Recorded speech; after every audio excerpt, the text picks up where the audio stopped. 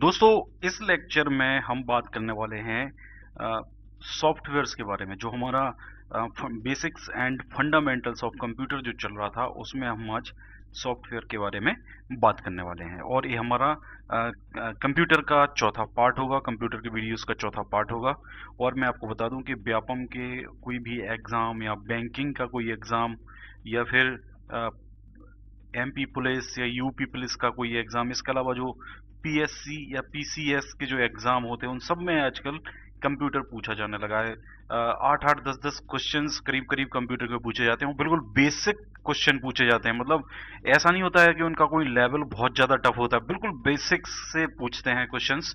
और मैं आपको बता दूं कि इतना आसान होते हैं वो क्वेश्चन कि मैं करीब इसमें 10 के आसपास पूरे पार्ट्स बनाऊंगा कंप्यूटर के, और उन 10 पार्ट्स में से आपको एक एक क्वेश्चन पूरा कंप्लीटली मिल जाएगा। और 10 पार्ट्स लगभग 10 पार्ट्स होंगे। मतलब मैं अभी नहीं कह सकता, 4-5 पार्ट्स तो अभी बन चुके हैं, इसके अलावा अभी और पार्ट्स बनेंगे। तो इसके अलावा एक और चीज मैं बता दूं, कुछ एमसीक्यूज के लिए भी मैं पार्ट्स बना रहा हूं। तो आप ये मान के चलिए कि जितने भी पार्ट्स बनाऊंगा 15 से 20 टोटल पार्ट्स होंगे कंप्यूटर के, और 15 से 20 में से आपको हर एक एग्जाम में एक एक क्वेश्चन मिल जाएगा। मतलब मुझे ऐसा लगता है कि पूरे क्वेश्चंस आपको इसमें मिलने वाले हैं। तो चलिए दोस्तों, हम स्टार्ट करते हैं। सॉफ्टवेयर्स के बारे में हम आज बात करेंगे, कंप्यूटर में जो भी सॉफ्टवेयर्स यूज होते हैं। देखिए, जो सॉफ्टवेयर होता है कंप्यूटर का, तो इसमें सबसे पहले तो हम बात करते हैं कि सॉफ्टवेयर होता क्या है। देखिए, software represents the set of programs. जो प्रोग्राम्स हम लिखते हैं, जो हमें कंप्यूटर को समझाना होता है कि कंप्यूटर को हमें कंप्यूटर से क्या करवाना है, कौन सा काम करवाना है। जैसे मैं अगर यहाँ पे लिख रहा हूँ, तो ये एक सॉफ्टवेयर है जिसके थ्रू मैं इसको लिख रहा हूँ। तो ये वो सॉफ्टवेयर इस कंप्यूटर को, इस प्रोसेसर को कंप्यूटर के समझा रहा है कि ऐसा ऐसा काम इसको करना है। तो जो सेट ऑफ प्रोग्राम्स होते हैं, वो कंप्यूटर सिस्टम का जो ऑपरेशन होता है उसको गवर्न करते हैं। मतलब इसी कंप्यूटर सिस्टम में जो सेट ऑफ प्रोग्राम्स होते हैं, वो ही उसको चलाते हैं, वो ही उसका पूरा ऑपरेशन करते हैं। And make the hardware run. जो भी हार्डवेयर होता है, जैसे फॉर एग्जांपल मैं माउस से इसको अंडरलाइन कर रहा हूँ, तो ये भी काम एक हार्डवेयर और सॉफ्टवेयर के थ्रू ही हो रहा है। तो हार्डवेयर क्या हो जाएगा यहाँ पे हमारा, माउस हार्डवेयर हो जाएगा, और सॉफ्टवेयर के थ्रू ये काम मैं कर रहा हूँ। तो ये होते हैं आपके सॉफ्टवेयर। अगर हम सॉफ्टवेयर के टाइप्स की बात करें, तो अलग अलग सॉफ्टवेयर होते हैं। जैसे यूटिलिटी सॉफ्टवेयर होते हैं, जिसमें यूटिलिटी टूल्स और कस्टमाइज्ड सॉफ्टवेयर्स आते हैं। एप्लीकेशन सॉफ्टवेयर होते हैं, जिनमें टेक्स्ट के लिए सॉफ्टवेयर होते हैं, ग्राफिक्स, मल्टीमीडिया, लैंग्वेज, अकाउंटिंग, इन सब के लिए अलग अलग सॉफ्टवेयर्स होते हैं। इसके अलावा कुछ सिस्टम सॉफ्टवेयर्स भी होते हैं। ये थे आपके एप्लीकेशन सॉफ्टवेयर। और कुछ सिस्टम सॉफ्टवेयर्स भी होते हैं, जैसे आपका ऑपरेटिंग सिस्टम जो होता है, ये सिस्टम सॉफ्टवेयर होता है जो कंप्यूटर, जिससे जैसे फॉर एग्जांपल बूटिंग जो कंप्यूटर की होती है, तो वो कैसे होती है, वो ऑपरेटिंग सिस्टम ही एक टाइम तक बूट होता है। जो कंप्यूटर को 1 से 2 मिनट स्टार्ट होने में जो टाइम लग जाता है, तो वहां पे बूटिंग हो रही होती है। बूटिंग का मतलब क्या होता है कि जो आपका सिस्टम है, आपका जो कंप्यूटर है, आप जैसे ही उसको ऑन करते हो, तो वो अपने जो ऑपरेटिंग सिस्टम होता है उसको लोड कर रहा होता है, और आपके लिए पूरा यूजर इंटरफेस आपके लिए वो बना देता है। तो ये जो ऐसी जो ऑपरेट सिस्टम सॉफ्टवेयर्स होते हैं, ऑपरेटिंग सिस्टम्स होते हैं, इनमें जैसे डॉस एक सिस्टम होता है, ऑपरेटिंग सिस्टम होता है। एक मैक ओएस होता है, जो एप्पल कंपनी के जो मतलब लैपटॉप्स या डेस्कटॉप्स वगैरह आते हैं, पीसी आते हैं, उनमें यूज होता है। विंडो एक्सपी होता है, ये विंडो एक्सपी, और विंडो 7 आ गया, विंडो 8 आ गया है, विंडो 8.1 आ गया है, विंडो 10 तक आपका अभी तक आ गया। तो लेटेस्ट जो ऑपरेटिंग सिस्टम है वो अभी तक विंडोज का, ये विंडोज जो ऑपरेटिंग सिस्टम होता है, ये होता है आपका माइक्रोसॉफ्ट कंपनी का, माइक्रोसॉफ्ट। और इसका अभी तक जो लेटेस्ट सॉफ्टवेयर आया है, ऑपरेटिंग सिस्टम जो आया है, वो है विंडोज 10। इसके अलावा मल्टी यूजर, ये सिंगल यूजर में आते हैं सारे। मल्टी यूजर जो होता है उसमें यूनिक्स और विंडोज का, माइक्रोसॉफ्ट विंडोज सर्वर ये होता है, और एक होता है आपका मल्टी यूजर में यूनिक्स। तो आपको यहाँ पे ये पता होना चाहिए कि सिंगल यूजर कौन कौन से होते हैं, मल्टी यूजर कौन कौन से होते हैं, क्योंकि ऑब्जेक्टिव जो क्वेश्चंस आपसे पूछे जाएंगे वो इसी तरीके से यहाँ से पूछे जा सकते हैं। नेक्स्ट हम बात करते हैं कंप्यूटर्स के जो सॉफ्टवेयर हैं उनके बारे में डिटेल में थोड़ी सी बात कर लेते हैं। कि जैसे आपका जो सिस्टम सॉफ्टवेयर होता है, तो सिस्टम सॉफ्टवेयर क्या होता है, the system software is the collection of programs designed to operate, control and extend the processing capabilities of the computer itself. तो सीधी सीधी सी बात है, ऑपरेटिंग सिस्टम ये होता है। Actually system software is operating system जो कंप्यूटर का होता है। तो it is a collection of programs, कौन से प्रोग्राम्स का कलेक्शन होता है? जो डिजाइन्ड होते हैं टू ऑपरेट, मतलब कंप्यूटर को ऑपरेट करने के लिए। जैसे फॉर एग्जांपल मैं माउस से काम कर रहा हूँ, मैं कीबोर्ड से काम कर रहा हूँ, तो इनका एक ड्राइवर सॉफ्टवेयर है। तो वो ड्राइवर सॉफ्टवेयर पहले से ही हमारे ऑपरेटिंग सिस्टम में प्री इंस्टॉल्ड होता है वो। तो जैसे ही आप माउस कनेक्ट करते हो तो वो आपस में एक मतलब एक कंपेटेबिलिटी उन दोनों के बीच में होती है। तो ये सब ऑपरेटिंग सिस्टम का काम होता है, उनको कंट्रोल करने का और जो प्रोसेसिंग कैपेबिलिटीज हैं उनको एक्सटेंड करने का कंप्यूटर के अंदर ही ये इसका सिस्टम सॉफ्टवेयर का काम होता है। और ये जो सिस्टम सॉफ्टवेयर होते हैं मतलब 99% और 100% ये जो सिस्टम मैन्युफैक्चरर होते हैं, कंप्यूटर मैन्युफैक्चरर होते हैं, वो ही इनको बनाते हैं। And system software serves as the interface between hardware and the end user. End user मतलब जैसे फॉर एग्जांपल मेरा कंप्यूटर है, मैं यूज कर रहा हूँ, तो मैं उसका एंड यूजर बन जाऊंगा। और ये इन दोनों के बीच में मतलब हार्डवेयर और एंड यूजर के बीच में एक इंटरफेस का काम करता है सॉफ्टवेयर। जैसे हम यहाँ पे देख सकते हैं कि अगर मैं यहाँ पे बात करूं कि मैं एक यूजर हूं, मान लो एक यूजर है और ये आपका कंप्यूटर का हार्डवेयर है। इसको मैं मॉनिटर मान लेता हूँ, एक मॉनिटर जिस पर कुछ भी डिस्प्ले हो रहा है। तो ये जो डिस्प्ले हो रहा है, कुछ भी डिस्प्ले हो रहा है या मैं यहाँ लिख रहा हूँ, तो ये किसके कारण हो रहा है? यूजर के बीच में और मॉनिटर के बीच में। मतलब यूजर इनपुट कुछ दे रहा है, यहाँ पे कुछ आउटपुट मिल रहा है, तो ये कौन करवा रहा है सब कुछ? ये सब कुछ सॉफ्टवेयर ही आपका करवा रहा है। मतलब यूजर के बीच में और आपका जो भी हार्डवेयर है उनके बीच में इंटरफेस का जो काम कर रहा है वो कौन कर रहा है? सॉफ्टवेयर। ये आपका होता है पूरा सॉफ्टवेयर। और इसके जो एग्जांपल्स होते हैं जैसे ऑपरेटिंग सिस्टम हो गया, कंपाइलर्स हो गए, इंटरप्रेटर हो गए, असेंबलर हो गया, इनके बारे में हम ऑलरेडी डिस्कस कर चुके हैं। आज हम फिर से थोड़ा सा आपको इसको डिटेल में बताऊंगा मैं अगले चैप्टर में। और ये अपना जो ऑपरेटिंग सिस्टम है तो ये तो खैर आपको मतलब जो भी कंप्यूटर चलता है वो ऑपरेटिंग सिस्टम पे ही चलता है। नेक्स्ट फिर होते हैं आपके एप्लीकेशन सॉफ्टवेयर। एप्लीकेशन सॉफ्टवेयर तो एप्लीकेशन सॉफ्टवेयर जो होते हैं set of programs necessary to carry out operations for a specified application.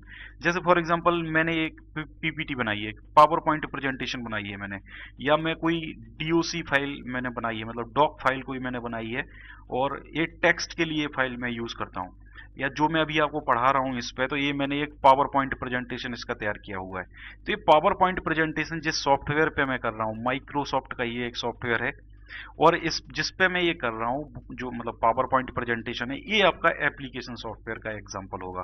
कोई भी सॉफ्टवेयर जो आप आते हो बाहर से लाते हो पेन ड्राइव में, कहीं इंटरनेट से, कहीं से भी, जो आप इसमें इंस्टॉल करते हो वो आपका एप्लीकेशन सॉफ्टवेयर होता है। वो पर्टिकुलर एक ही एप्लीकेशन के लिए, एक स्पेसिफाइड एप्लीकेशन के लिए वो बना होता है। जैसे for example VLC media player होता है या विंडो मीडिया प्लेयर होता है। तो वीएलसी मीडिया प्लेयर हम क्यों इंस्टॉल करते हैं? ताकि हम मूवीज देख सकें या हम सॉन्ग सुन सकें। तो ये डेडिकेटेड इसका एक ही काम है मल्टीमीडिया के लिए, या तो सॉन्ग्स सुनने हैं आपको या फिर मूवीज देखनी है, ये दो काम आपके होते हैं। तो ऑडियो और वीडियो प्लेयर, अगर सिंपल सा ऑडियो प्लेयर है तो वो सिर्फ आप उसमें गाने सुन सकते हो। अगर वीडियो प्लेयर है तो उसमें आप ऑडियो भी सुन सकते हो और वीडियो भी देख सकते हो। तो ये एक तरीके से एक स्पेसिफाइड, एक पर्टिकुलर एक एप्लीकेशन के लिए एक सॉफ्टवेयर हो गया है। तो इस तरीके के जो सॉफ्टवेयर होते हैं वो कहलाते हैं आपके एप्लीकेशन सॉफ्टवेयर। अब जो एप्लीकेशन सॉफ्टवेयर होते हैं वो भी अलग अलग, उनकी तीन कैटेगरी होती हैं।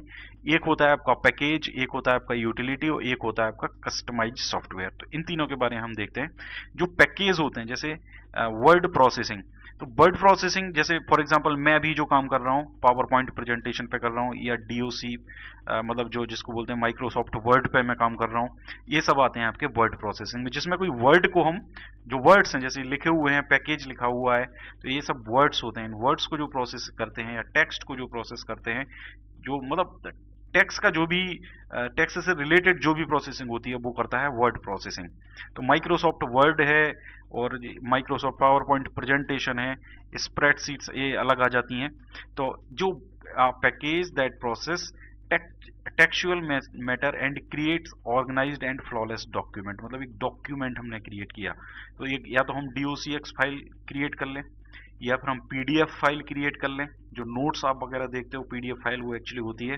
तो ये सब जो होता है ये वर्ड प्रोसेसिंग का ही काम होता है। नेक्स्ट हम स्प्रेडशीट की बात करते हैं। स्प्रेडशीट में कुछ नहीं होता है, सिंपल सी इसी की एक्सेल सीट जिसको हम बोलते हैं वो एक स्प्रेड सीट होती है एक तरीके की, और इस तरीके की उसमें अलग अलग लाइनें होती है। इसका मैं एक अलग पूरा वीडियो बनाऊंगा आपके लिए, उसमें इसको डिटेल में बताऊंगा क्योंकि इससे काफी क्वेश्चन पूछे जाते हैं एग्जाम्स में। So an electronic spreadsheet is a program that accepts data in tabular form. हमेशा ही टेबुलर फॉर्म में होता है। जैसे फॉर एग्जांपल यहाँ मैंने कोई डेटा एंटर किया 2, यहाँ को किया मैंने 3, यहाँ किया मैंने 4, यहाँ किया मैंने 5। अब मैं चाहता हूँ कि इसको ऐड कर दूँ, तो यहाँ पे मैं एक फॉर्मूला लगाऊंगा और फॉर्मूले से सब ऑटोमेटिक ऐड होके आ जाएगा। तो ये तो 4 ही पॉइंट्स थे यहाँ पे, तो मैं बड़े आराम से ऐड कर सकता हूँ। लेकिन जहाँ पे हजारों पॉइंट्स होते हैं, अलग अलग डेटा होता है, तो उसको ऐड करने के लिए आपका कंप्यूटर इस सॉफ्टवेयर के थ्रू काम करता है। And allow users to manipulate, वो डेटा को मैनिपुलेट कर सकता है, कैलकुलेट कर सकता है और एनालाइज कर सकता है इन द डिजायर्ड मैनर। मतलब सब कुछ इसमें पाई चार्ट वगैरह जो होते हैं, इन सब से हम मतलब एनालाइज कर सकते हैं जो भी हमारे पास डेटा होता है। नेक्स्ट है आपका डेटाबेस मैनेजमेंट सिस्टम। तो ऐसे ही होता है, डेटाबेस मैनेजमेंट सिस्टम को बोलते हैं DBMS। ये एक पैकेज होता है that can handle and manage bulk of stored data. Next है आपका जैसे desktop publishing software handles page layout by combining the functions of a traditional typesetter and a layout artist. Graphics multimedia and presentation applications. तो ये आपके जैसे multimedia में आपको बता ही चुका हूँ। ऐसे ग्राफिक्स के लिए जैसे आप जो वीडियो देख रहे हो, तो इसके लिए ग्राफिक्स कार्ड होता है। जब आप गेम्स खेलते हो, 3D गेम्स जो होते हैं आपके, जब आप वो गेम्स कंप्यूटर में खेलते हो, उसके लिए ग्राफिक्स कार्ड की जरूरत पड़ती है। तो ये सारे जो सॉफ्टवेयर्स होते हैं वीडियो के लिए या इमेजेस के लिए, वो आपके इस कैटेगरी में आते हैं। तो ये पूरी कहानी है आपकी पैकेजेस की। नेक्स्ट है आपका यूटिलिटी सॉफ्टवेयर। देखिए यूटिलिटी सॉफ्टवेयर जैसे टेक्स्ट एडिटर है आपका, तो टेक्स्ट को क्रिएट करने के लिए, एडिटिंग करने के लिए ये सब कुछ यूज करते हैं। ऐसे प्रोग्राम कहलाते हैं टेक्स्ट एडिटर। जैसे आपका DOCX जो मतलब माइक्रोसॉफ्ट वर्ड जो हो गया आपका, और इसका जो फॉर्मेट होता है फाइल का, वो होता है DOCX 2007 में, और डॉट DOC होता है इसका 2003 में। तो डॉट DOCX होता है 2007 में। तो ये फाइल मुझे क्रिएट करनी है, माइक्रोसॉफ्ट वर्ड फाइल क्रिएट करनी, तो वैसे टेक्स्ट एडिटर के फॉर्म में ही आएगा। मतलब एक इसी का टाइप है वो। नेक्स्ट है जैसे आपका बैकअप यूटिलिटी। सिस्टम का जो भी डेटा है उसको मुझे बैकअप करना है, तो ऐसे प्रोग्राम्स जो बैकअप करवाते हैं डिस्क जो भी होती है, डिस्क मतलब जैसे हार्ड डिस्क की मैं बात कर रहा हूँ, हार्ड डिस्क ड्राइव। तो ऐसे प्रोग्राम जो हमारा बैकअप करवाते हैं डिस्क का, बैकअप यूटिलिटी की कैटेगरी में आते हैं। ऐसी कंप्रेशन यूटिलिटी, जो बड़ी बड़ी फाइल्स होती हैं उनको कंप्रेस करते हैं ताकि वो कम से कम स्टोरेज एरिया लें, तो वो कंप्रेशन यूटिलिटीज में आती हैं। डिस्क डीफ्रेगमेंटर, ये डिस्क को डीफ्रेगमेंट करने के काम आता है और हमारे सिस्टम की स्पीड बढ़ा देता है। Speed of disk access by rearranging the files in free space on your computer. जो फालतू की फाइल्स होती हैं उनको ये रिमूव कर देता है, और जो फाइल्स होती हैं उनको अरेंज करने का इसका काम होता है, और सिस्टम में स्पेस को ये बढ़ा देता है। आप इसको डिस्क डीफ्रेगमेंटर जो होता है, कभी भी राइट क्लिक करके प्रॉपर्टी में अगर हम जाते हैं तो वहां पे डीफ्रेगमेंटर का ऑप्शन आता है। ये सामने नहीं दिखेगा आपको कभी भी। तो ये कंप्रेशन हो गया, डिस्क डीफ्रेगमेंटर हो गया, ये सारे आपको जब राइट क्लिक करते हैं, हम प्रॉपर्टीज में जाते हैं, तब वहां पे ऑप्शन हम देखते हैं। मैं विंडोज की बात कर रहा हूँ।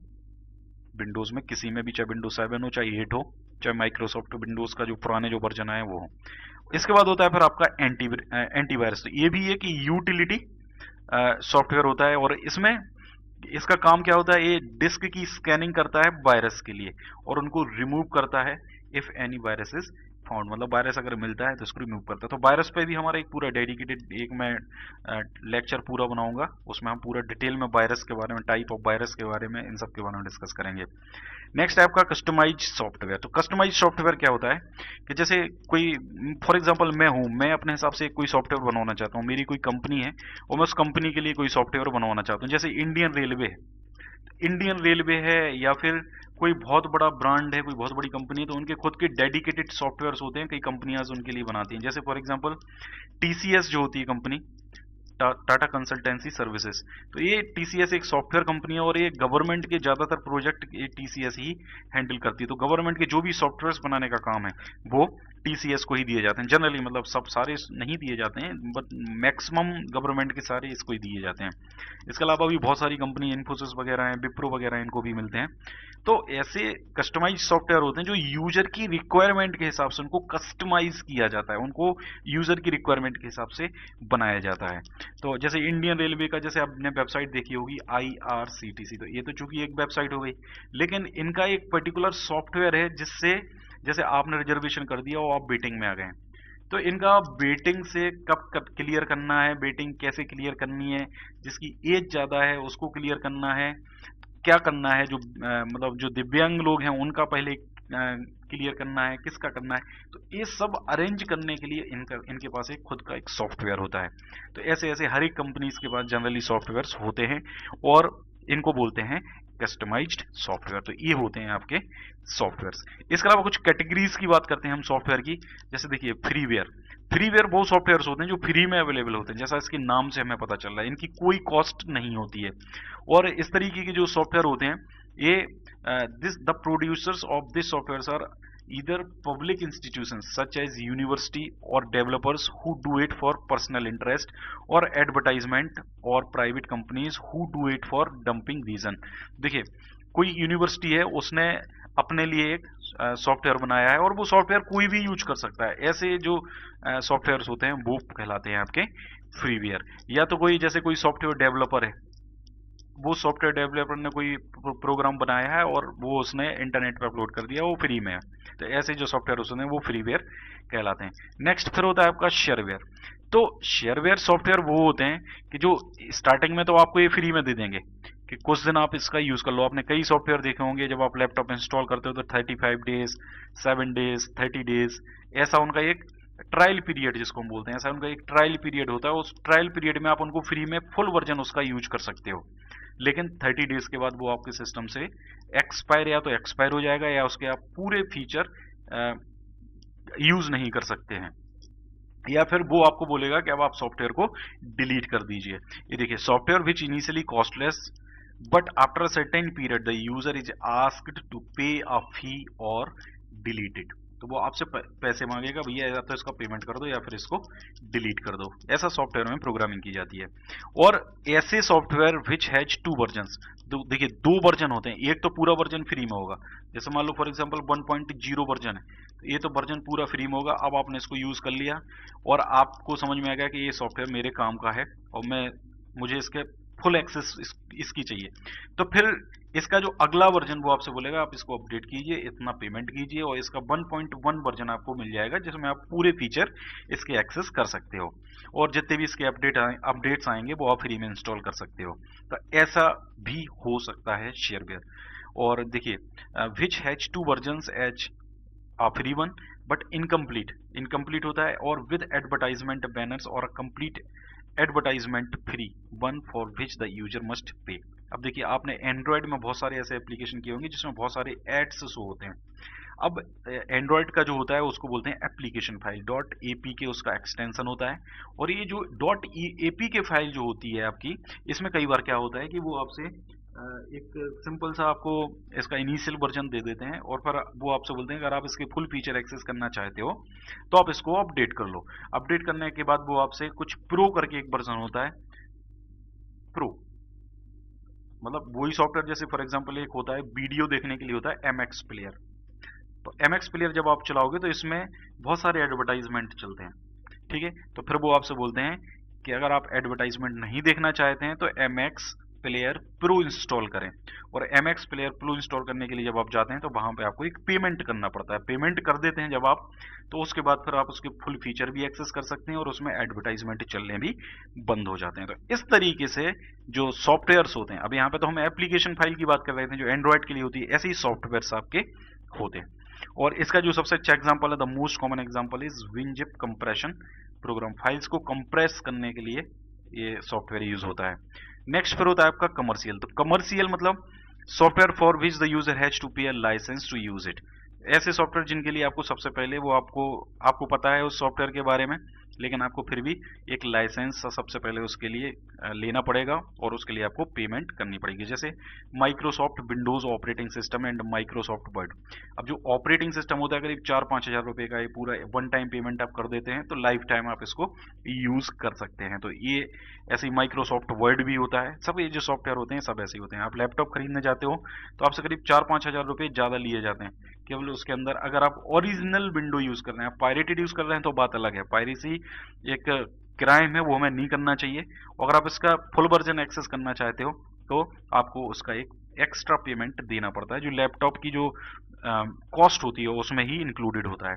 नेक्स्ट पर हम बात करते हैं प्राइवेट सॉफ्टवेयर। देखिए प्राइवेट सॉफ्टवेयर क्या होते हैं, they are uniquely built under payment for a specific customer to fit his need. मतलब प्राइवेट होते हैं, जैसा इसके नाम से हमें पता चल रहा है कि जो भी यूजर होगा जो उसको यूज करना चाहता है उसकी नीड के हिसाब से वो सॉफ्टवेयर बनाया जाएगा।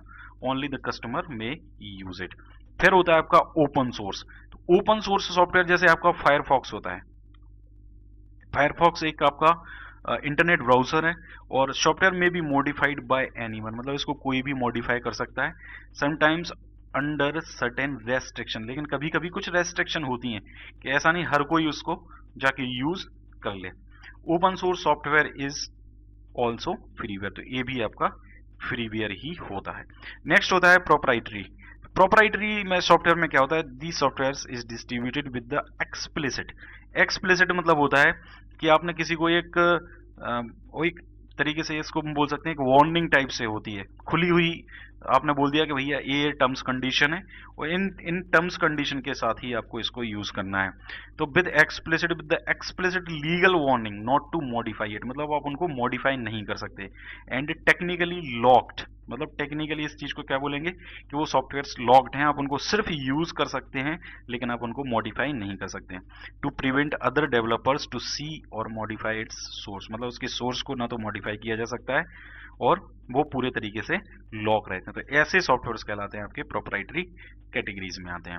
नेक्स्ट कुछ टर्म्स हैं जो आपको पता होने चाहिए, जैसे बूट, जो बूटिंग होती है जब भी आपका कंप्यूटर स्टार्ट होता है तो कुछ टाइम लेता है, 1-2 मिनट का टाइम लेता है जब आपका ऑपरेटिंग सिस्टम लोड हो रहा होता है। when computer starts the operating system is first loaded as it is essential for running all other programs, this process is known as booting।